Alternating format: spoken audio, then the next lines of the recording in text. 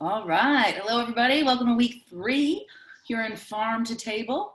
Happy to see everybody on this lovely Monday. Thanks for joining us. All right. Let's knock it out right in the beginning, as we always like to do. Let's hear from you all first. Any comments or questions regarding the week 2 gazpacho and crouton assignment? Thoughts, impressions? Let's hear from you first.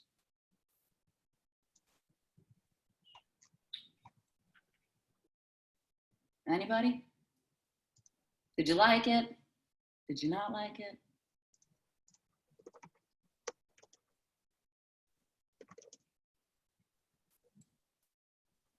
All right, somebody's gonna talk, otherwise I'm gonna have to start calling on somebody.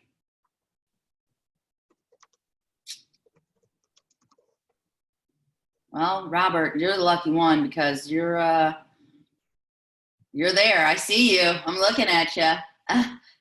Any thoughts? I'm actually plating it and doing the assignment tonight because I've just been busy, busy doing job search. So I'm excited though to make gazpacho from scratch. I've never made it. All right, cool. Sounds good. Yeah, I know this is a little early, so I know that some people haven't gotten to it. But all right, cool. Well, let's just I do hope that you enjoy it, and let's hear from Chef Greg. I see some people are saying yes, good, had fun with plating, awesome. Not fond of the cold soup, totally understandable. It is getting chilly, but it makes a great Bloody Mary. All right, yeah. Hey, applications, versatility. Okay. Cool. Chef Greg, of the work that you have since seen, comments. Some good work, definitely a lot of creative plating, and you guys are probably going to hear the same little speech in your feedback video.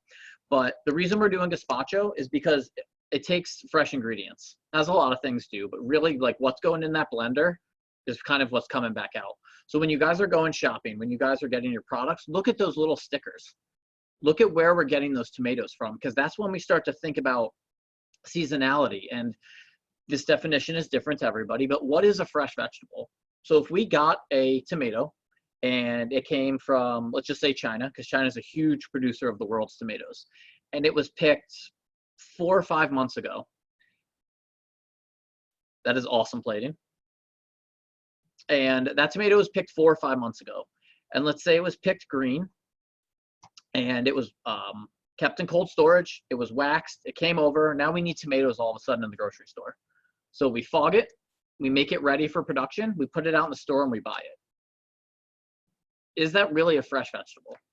If a tomato came from 4 or 5 months ago from 4,000 miles away, like, is that a fresh vegetable? I'm not saying it is or it isn't, but that's something you need to think about. When we go out in this country, let's just call it December. If we go out in December and we go get a sandwich, we go get a salad bar, we go get a burger, we go to a grocery store, you're going to get a tomato every single time. Where's it coming from? And then that's kind of what the bigger picture of this assignment is what's going in there. It's all based off of fresh vegetables, but depending on what we can buy, depending on seasonality, availability, a lot of people are saying, no, it's not a fresh vegetable. You're right. So the bigger picture is when you're buying your ingredients for this, whether it be your tomato, your onion, just see if there's a sticker on that, see where it came from, see, and then think about it. If it's coming from overseas, do a little research and see how long that cucumber has been sitting in cold storage, and then, is that the freshest thing we could do? So that's all I got for that. Awesome. Thank you, Chef. Yeah. Yeah, so it is a definitely important subject matter to think about and think about, where is your food coming from? Seasonality. What is the flavor profile that comes from something that's in season versus out of season? Let's think about berries, right? In a few weeks, you all will have a preservation week, and strawberry preserves. Okay, we all know that strawberries are coming out in summer. They're juicy, they're plump, they're ripe, they're flavorful. But guess what? You also have the option of getting frozen strawberries that are harvested at the peak of their season, right? So again, this idea of harvesting at the peak of seasonality, okay? And utilizing a preservation technique. such as freezing, individually quick frozen, IQF as the term would be when you buy it like that, drying, any type of processing, canning, right? All of these gelling, like making preserves, all of these things are taking the vegetable at its peak because you want to maintain and maximize that flavor profile. We're getting the most sun, the most nutrients, and you're getting the best product. So there are ways to play with that, the seasons, but it is something to really take into consideration when you're building a menu. What is that? How are you going to make it? This is what you have to think about. How are you going to make a dish taste the same in July as it does in January? Right? Jacques Pepin, one of the greatest chefs of all time, still thriving and kicking, an exceptionally talented French chef. He talks about this, and this is something really important to remember when you're cooking. Even though we strive for reproducing a recipe and we want to make it taste the same every single time, right? When you're in a kitchen, you want to make that risotto or beurre blanc or hollandaise taste like it did the last time, or that pear tart. What happens when those pears, let's take a pear for example, aren't as sweet, right? They're not as mature or as ripe as the last time you purchased pears. What happens? You have to say, okay, why didn't it turn out the same way? How can I make it or get it closer to that other time? Probably have to cook it longer, right? Because they're not as soft, they aren't as ripe. I'm probably gonna have to add a little bit more sugar because they're not as sweet, right? So there's always this dance, right? You can't, unless we're working in a very, very specific type of situation where everything is monitored to the acidity levels and sugar profile of what's coming in, coming out, and everything is more or less pre-cooked, right? You are going to have slight variances every time you execute a dish. Just like the cow or the beef or the chicken or whatever, what it was eating, how was it processed, how fresh is it?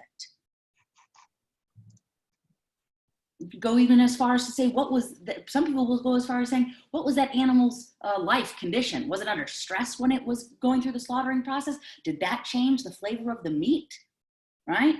Or different hormones? Because when an animal is slaughtered, hormones are released, right? Stress hormones. That gets put into the muscles.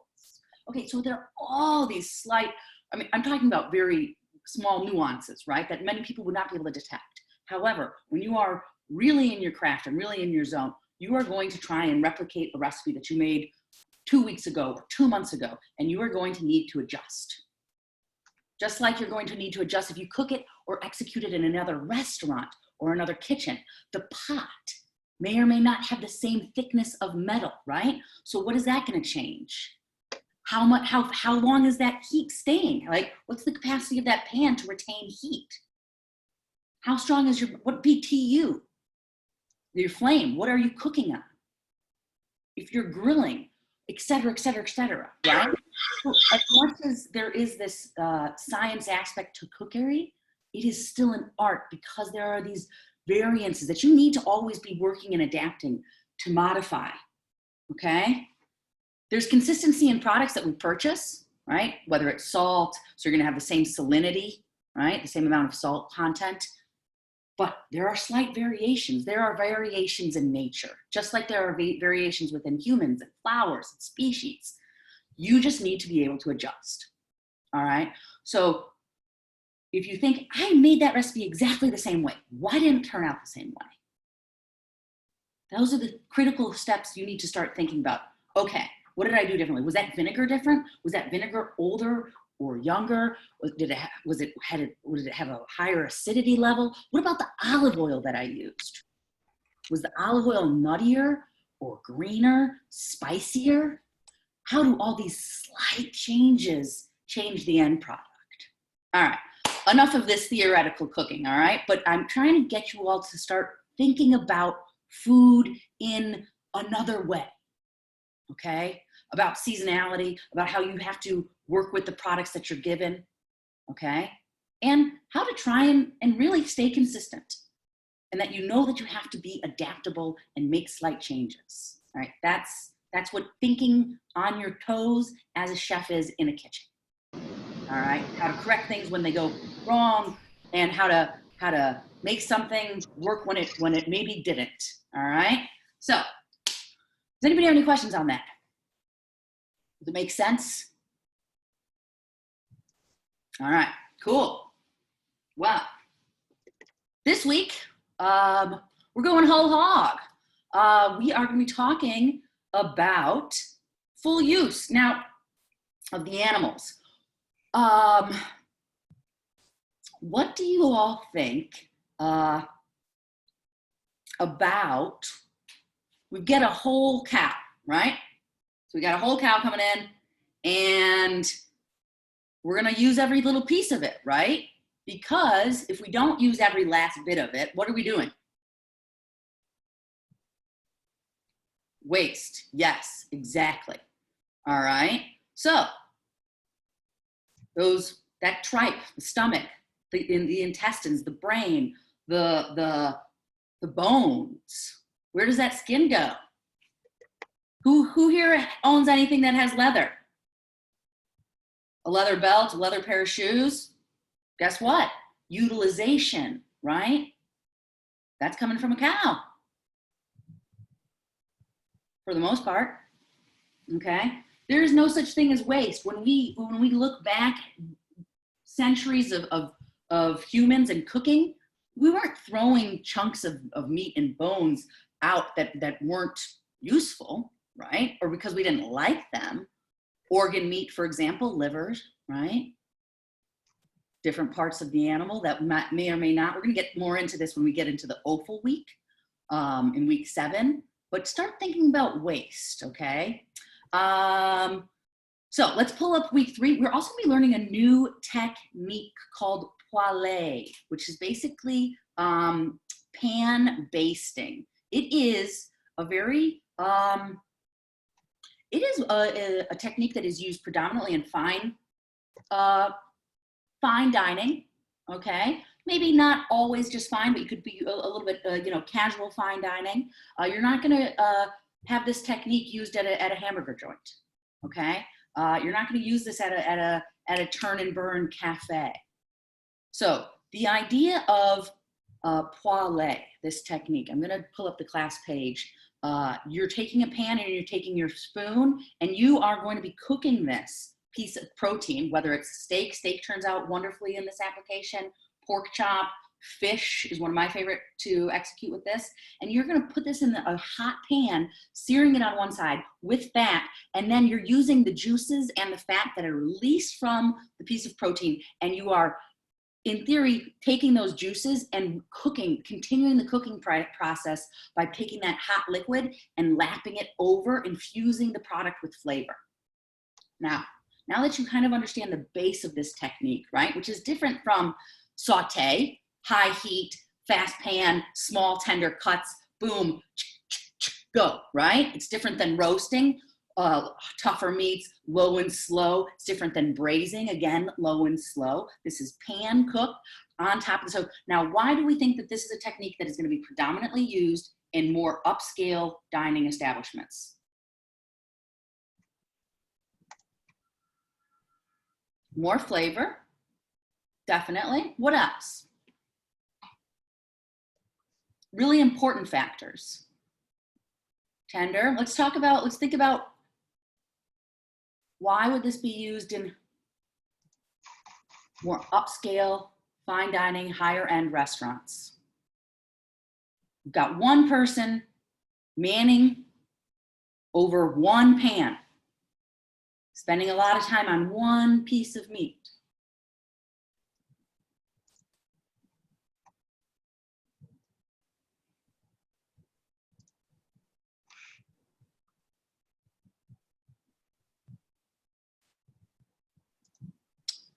Given time to execute dishes, yes, okay? So think about labor and time. okay? A higher fine dining restaurant, you're gonna have higher menu prices, right? Okay? You can spend and have more people focusing on one dish, spending the time and care to be, remember, how many other people are coming in? How many orders of steaks do you have going in? If you have one person sitting there with one pan, maybe you got 2 steaks in there, maybe you have 2 cuts of protein in there. Maybe you have 2 pans going at the same time, so max I can execute is 4. What about in a saute pan when I can bang in a bunch? I've got 2 large 12-inch skillets rocking and rolling, or if I'm roasting and I've got a huge cut of meat that's been roasting or braising, right? That's no hands-on labor. The oven is doing the work. The oven is cooking that, right? When you're doing the poêlée technique, you are all hands on deck, focused on executing a few pieces of protein or vegetable at one time. Not 10, not 12, not 20, which could easily be executed from any type of braise, roast, saute, but maybe if you've got, maybe you could get about 8, maybe 8, because you'd have 4 pans rolling, 2 pieces of protein in each, about 8, right? And that's for a good saute cook, right? So you've got 2 on the back, 2 up front, they're working, maybe they flip one down to the base in the oven. This is a very elevated technique that you're not going to see in every restaurant. However, the end result, once you learn this technique, I guarantee you probably will not want to go back to any other way. When you want to make a nice steak, when you want to have some really tender, delicious, moist, and flavorful fish, you're going to go back to this technique, okay? Time and time and time again, because it is unbelievable. Essentially, you're taking all those juices and all that fat and putting it back on top of that. It is soaking in. That's what's cooking the meat, okay, the protein. So let me pull up the class page. We'll go a quick over, and then I want to talk to you a little bit about fabrication, animal meat fabrication.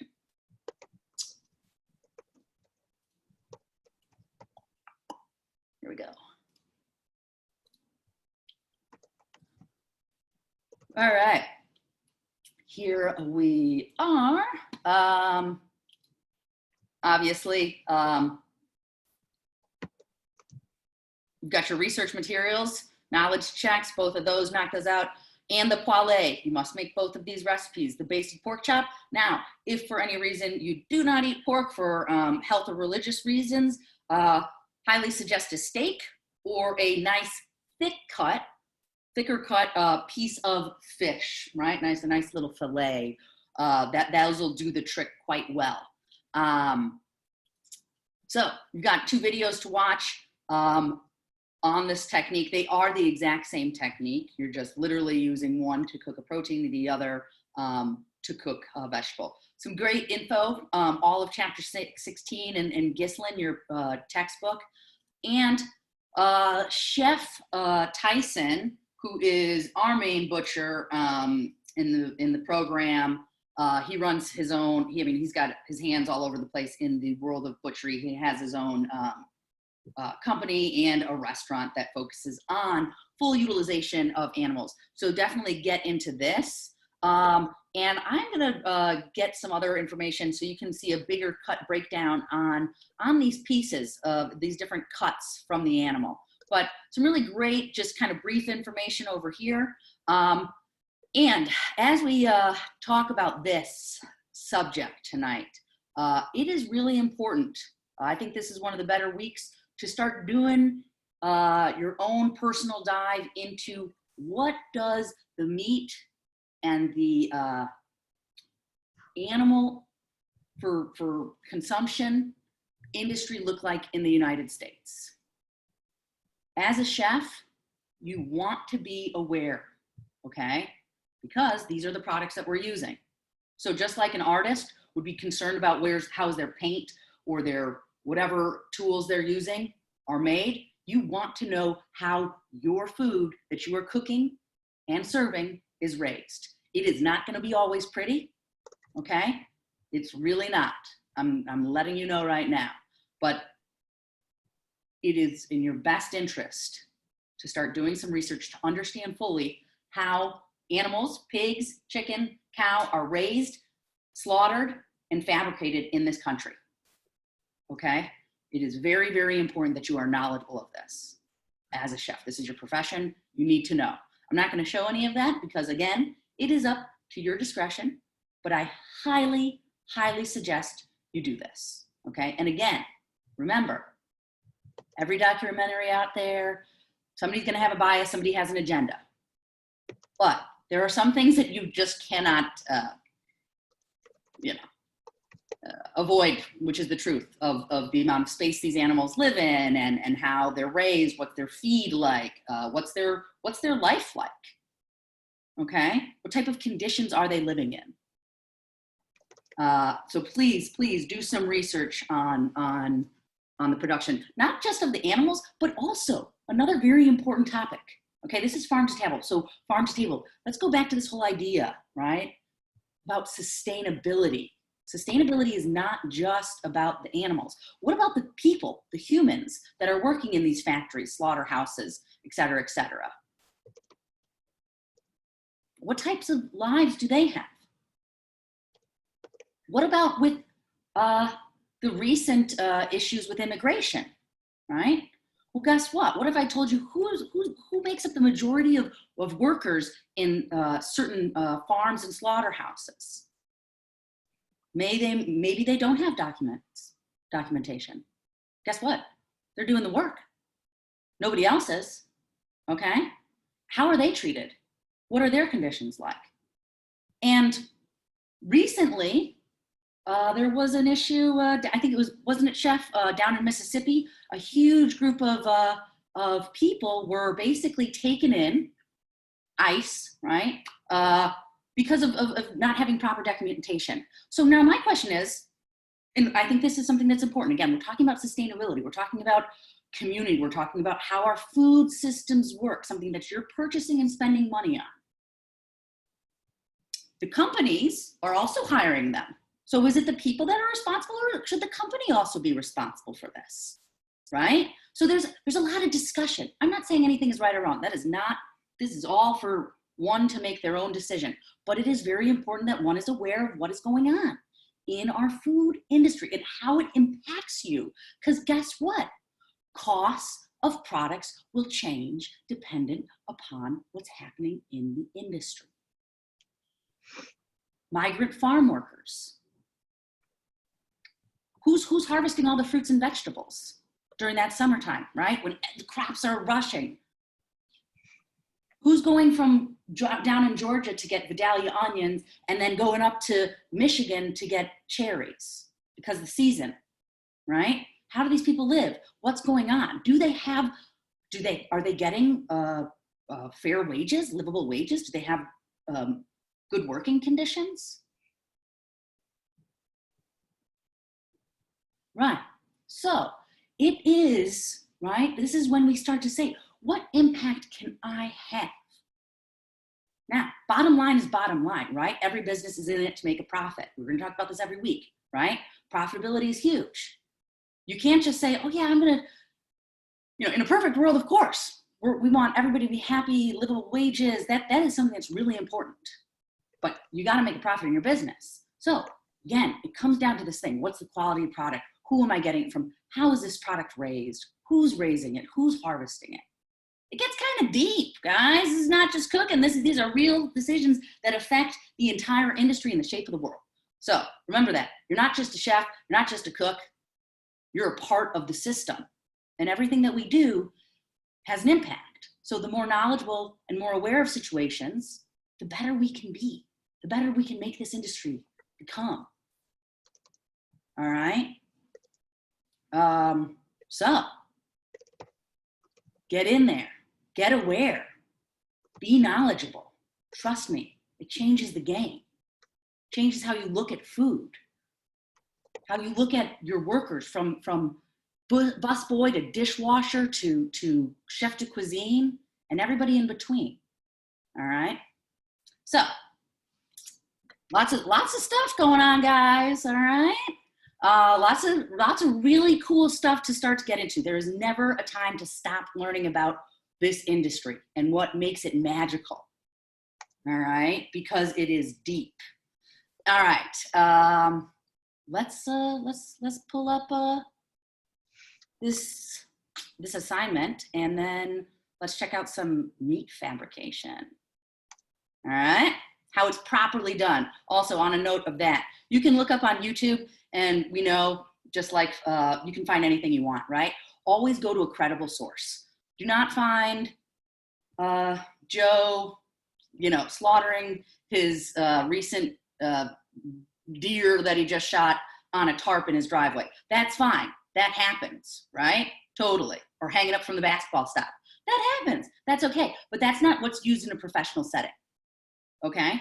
So you will see by the video clip that we're going to watch, what they're wearing hard hats. They've got these crazy belts, I mean, protection and cleanliness. All right. So always go to a credible source that is knowledgeable, educational. That's where you want to go. Cross-reference sources. Don't take one person's word. Don't take my word. Challenge my word. Don't take Chef Greg's word. Challenge his word. Make your own decisions. Do your own research. It's the only way you can create your own opinion. All right. Let's roll. While you're bringing that up, everybody take that for recipes also. When there's a huge difference between looking at something from like Food and Wine magazine and something from like allrecipes.com. Anybody can put anything they want on allrecipes.com. And some of them are honestly probably good. There's nothing wrong with that. However, if you go to like Food and Wine magazine or a credible source, it's been tested. You know that they're not going to put it in their publication unless it's accurate. Especially when you get more and more into, because we're talking about meat fabrication, use credible sources. When we get into like the internals, the further in you get to the animal, the more important that cleanliness, the more important those cleaning processes go. And you really want to be reading and watching something that is going to be right when you get into offal, which we talk about a little bit down the road.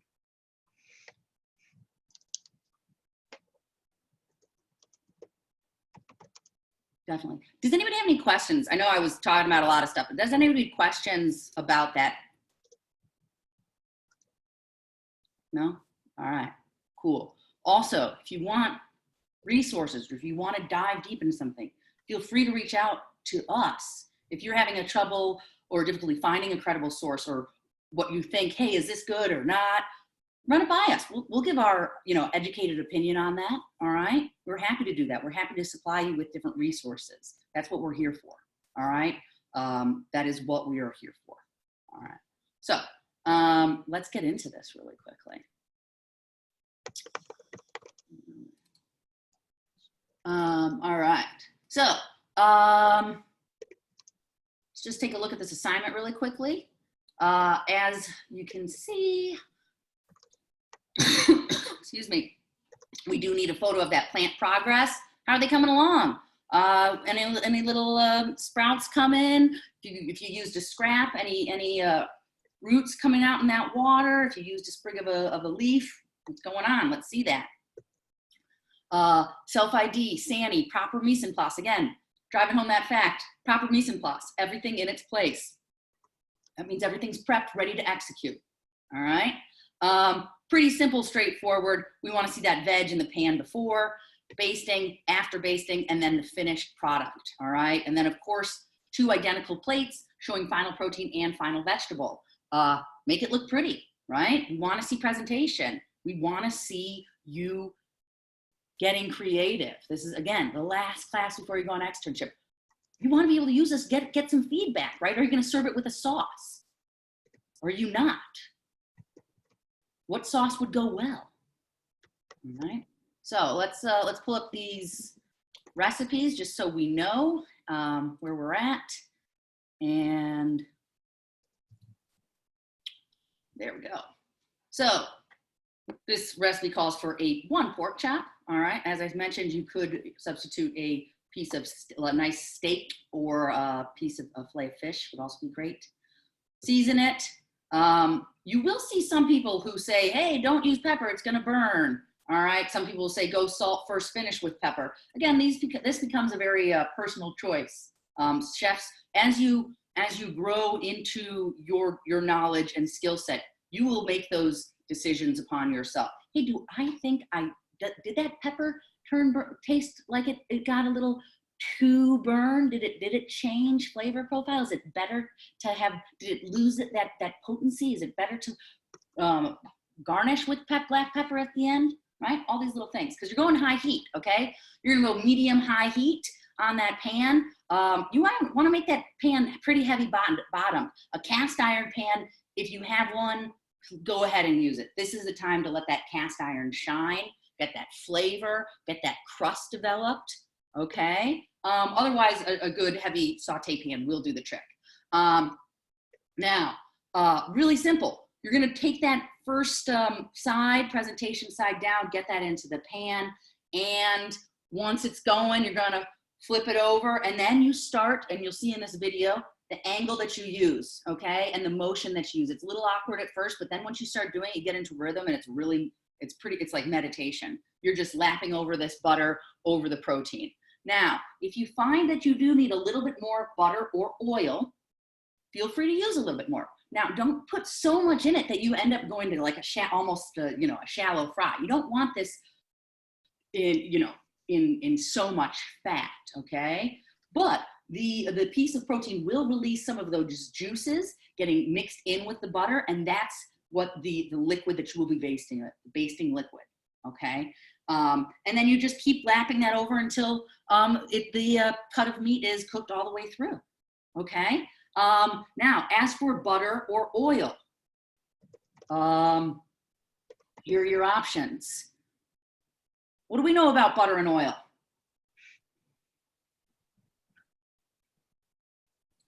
What do you guys remember about butter? Butter, whole butter, clarified butter, different vegetable oils. What's something that's really noticeably different about those? Higher smoke point. Yes, I see that. Exactly. All right.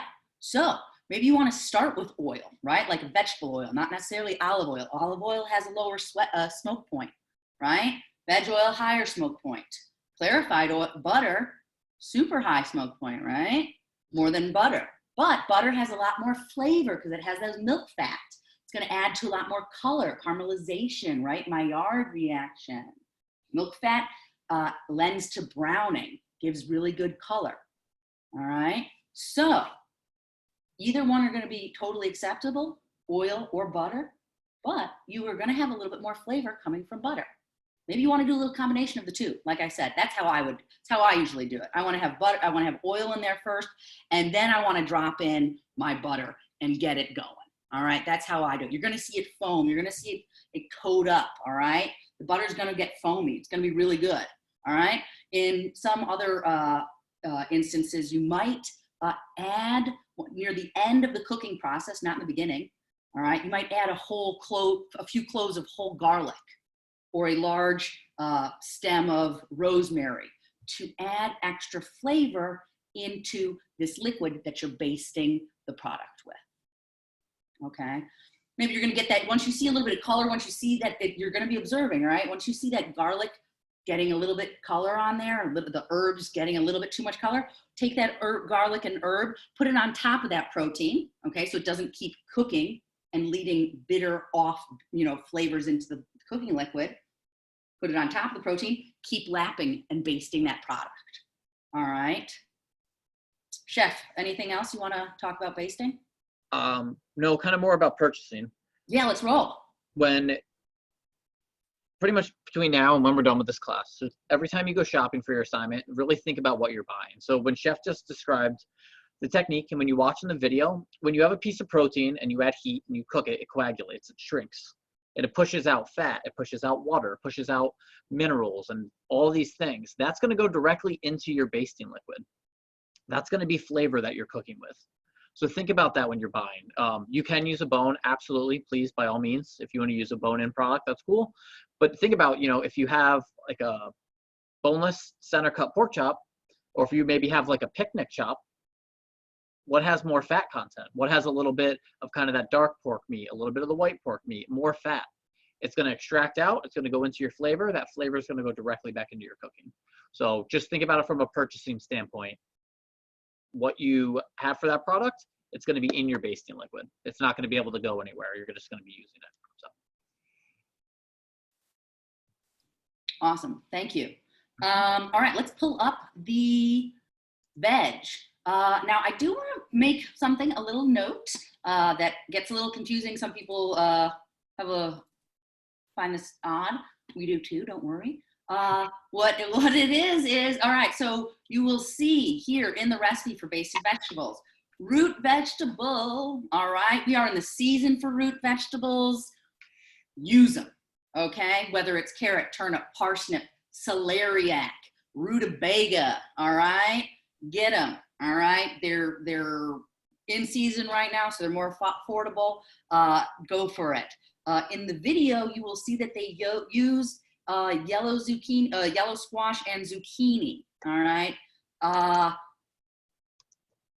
The issue with using a squash is that what we're talking about, unless you're going really large pieces, larger chunks of a squash is fairly tender. It's going to cook pretty quickly, right? We all know squash and zucchini really quickly, right? Root vegetables takes a little bit more time, okay?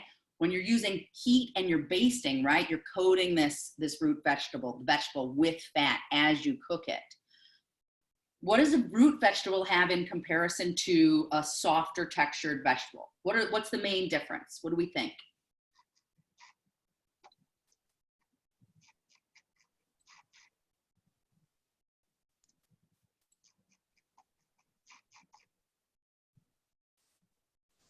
Any ideas? Think about the structure.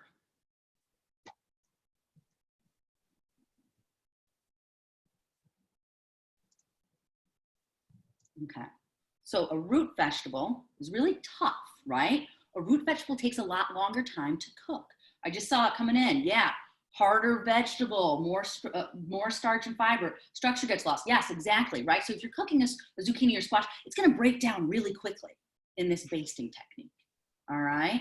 A root vegetable takes a lot longer for it to break down, okay? That's why it's better used in this application.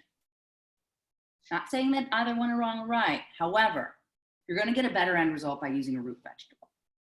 You're going to get more experience with the basting technique, and we really suggest it. Plus, it's going to be cheaper right now. Zucchini and squash are not in the in season right now, unless you're living in a hot area. Okay, cool. Does anybody have any questions about this technique of poêlée? Is anybody excited about it? Because I'm telling you, it is delicious. You will never have a better steak cooked pan basted. Maybe grilled if you're into that thing, but I still disagree. Poêlée all the way. All right. It's fun, it's cool, and if you ever want to impress somebody for a really great dinner, cook them poêlée technique. Most people don't use it. It's awesome. Cool. All right.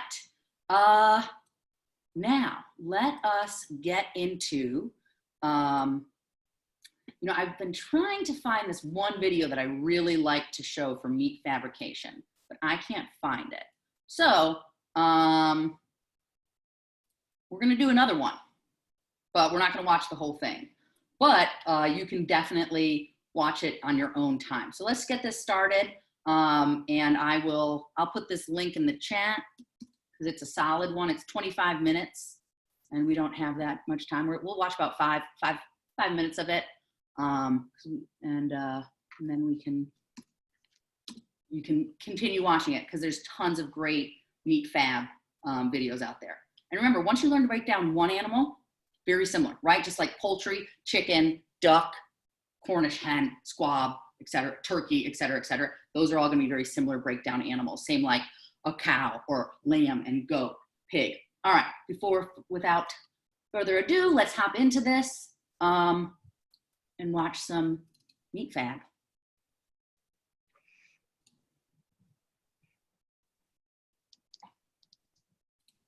Where the whole carcass is one of those things that we used to see moved around the country, utilized a lot in different forms or fashions, instead of now primals and subprimals. And when we start talking about primals, subprimals, individual muscles, those kind of things, you probably need a little definition of those. So we start with the whole side here, and as we look at the side, there's four major primals: the round, the loin, the rib, and the chuck.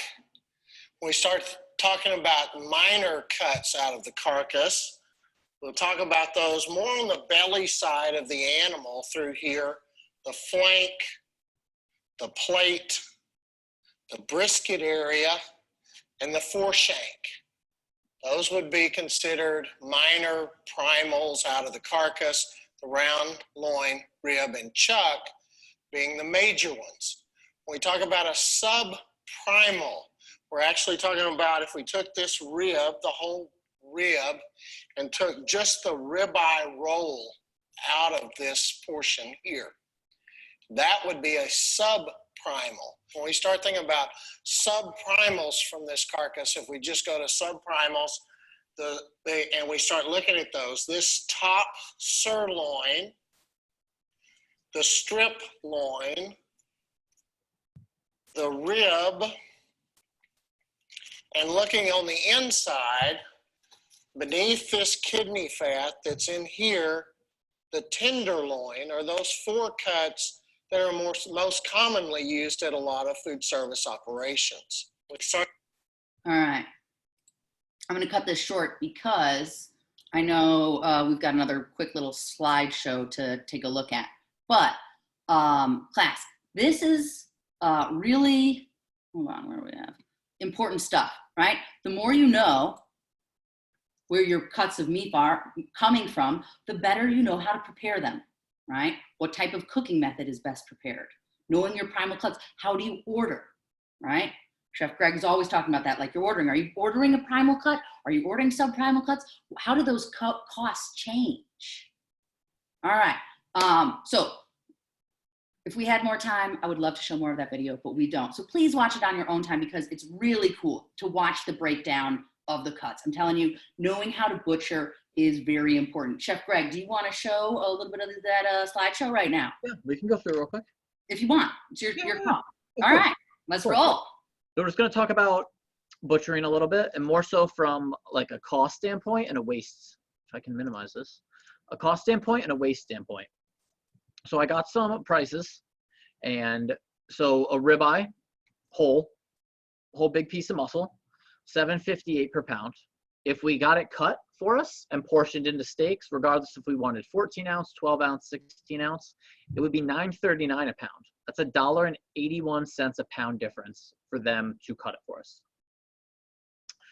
This one we're going to talk about a little bit more in a second. A whole tenderloin, $11.59 a pound, whole one. A peeled tenderloin, $19.99 a pound. This is what a peeled tenderloin looks like. There's I'm using my hand. There's some silver skin right here. There's some fat. You literally can just pull it off. There's a little bit of a chain piece. And then you go underneath and there's fat. All you really need to do is you take a knife and you go in a little bit of up and the fat just pops right off. Super easy to peel. However, they're charging you $8.40 more for it to come like this to you. Now, if you would like it peeled and cut into portions, then we're going to get into the 20s. We're going to get into the 20, 21, 22 range. If you would like it cryovac, individually portioned and sealed, then we're going to get into the 23s, maybe the $24 a pound. So when we're talking about costs, it's really important to understand butchering. Understand if you want a strip steak on your menu, are you ordering it whole or are you ordering a cut? There's advantages and disadvantages to each. And then the type of meat you're going to order. So a choice, $8.99 a pound. A prime, $15.99 a pound. $7 difference. If you have it on a menu, you need to charge more, but the guest needs to be educated of why that steak is going to be immensely more expensive. So we talked about a tenderloin. We're going to talk about waste a little bit. So this is what a strip would look like. This is completely like as it would come out of a cryovac in a case. There's little bone pieces. There's a chain right here that needs to come off. It's a huge fat and a big, thick fat cap. So this ideally would be like a perfectly cut New York strip steak. We have some fat cap on top. We have this little tail piece. It's called rounding, where it looks nice. You cook it, it looks like a nice round piece. This is a strip steak. However, these are cut directly out of the center of this.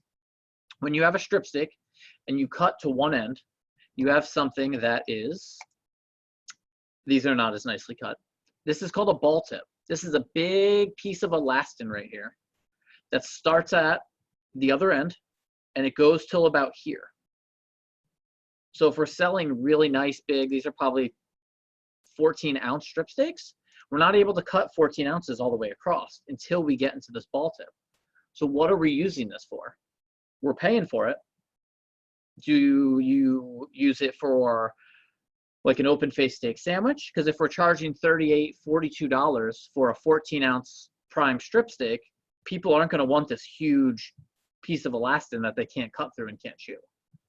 So if you have the steaks, again, these ones are not as nicely cut, but we see these pieces. Look fine, look fine, look fine. However, we start to get into here. We start to get into that elastin. It's getting bigger, it's getting bigger. What do we use that for? And that's when you think about these price differences. How are you going to take that piece that's about this big? What can you sell it for? If you're just chopping it up, using it for stew meat, that's a pretty expensive chunk of meat right there just to be cutting up and using for stew meat.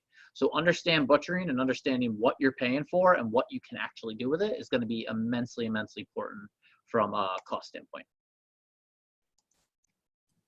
Awesome. Thank you, Chef. Yep. So class, again, so much to cover, too little time. If you have questions or want to dive deeper into any of these, please do reach out. We are happy to help. We have tons of resources and places to steer you in the right direction. Cost is huge. So start thinking about that correlation between the movement, the farm to table movement, you ordering a whole side in, right? Thinking about that fat. Remember, Chef was just going over this. Okay, so you're taking fat off some of these cuts. What could that fat be used for? Maybe making some ground beef to make a burger, right? So you're taking those off cuts, putting that in there, all stuff like that. So waste not, want none, right? On that note, have some fun with this week. Wrap up your gazpacho, knock that out. Have an amazing Thanksgiving with your friends, family. Let's go ahead and share photos on the Ask Your Questions here if you want. Show photos. We'd love to see what you're cooking up, what you're throwing down, what you're making, what you're eating, what you're grubbing on. Are you smoking a turkey? You frying a turkey? Is it already out thawing right now? Because time's a ticking. That big bird needs to thaw, right? Thaw in proper conditions. Thaw it in proper conditions, right? That means the fridge. Don't try to do it overnight in your sink, right? Contamination, foodborne illnesses. Keep it safe, keep it clean, and enjoy. Chef, any last words? Just one that if we're talking about beef fat, something really fun to use it for, look up Yorkshire pudding. It's like a popover with just beef fat. It's absolutely amazing. So that's a fun good one to use. Bacon grease would work too, Sandra.